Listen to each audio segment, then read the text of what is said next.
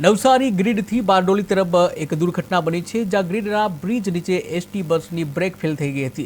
ત્યારે સુરતથી ધરમપુર જઈ રહેલી સરકારી બસની બ્રેક ફેલ ગઈ હતી, જ્યાં બસ ડ્રાઈવર સમય સૂચકતા સાચવતા દુર્ઘટના ટળી હતી। ત્યારે ખુલ્લી ગટર ઉપર બસ ચડાવી દેતા દુર્ઘટના ટળી હતી, જ્યાં સરકારી બસમાં અંદાજે 77 મુસાફરો સવાર હતા।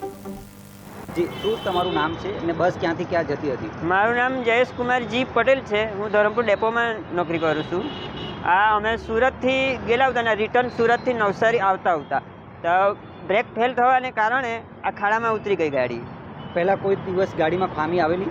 ગાડી અમારે દરરોજના બદલીને ગાડી આપે। અમે પેલા 100 માસ કરારવાળા છે, એટલે ગાડી કોઈ નક્કી નહીં હોય, અલગ અલગ ગાડી આપે અમને। એટલે જે કરાર આધારિત તમે નોકરી કરો છો? હા। કોઈ પેસેન્જરને કોઈ જાણ નહીં?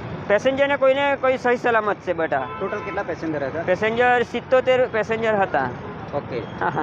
ને આ જે ગટર ખુલ્લી હતી કે બ્રેક માર્યા કે ગાડીને કંટ્રોલ કેવી રીતે કરી તમે? ગાડીને ટ્રાફિક જામ હતો એટલે બ્રેક પર પગ મૂકેલો એટલે વેક્યુમ ઉતરી ગયો, વેક્યુમ ઝીરો થઈ ગયો। એટલે કંડક્ટર બેને બે બૂમ મારી એટલે બે છોકરા પેસેન્જર ઉતર્યા, પણ એ ગાડી સ્પીડ વધવા લાગી। ગાડી બંધ કરી દીધી તો બી ગિયરમાં નાખી એટલે ગાડી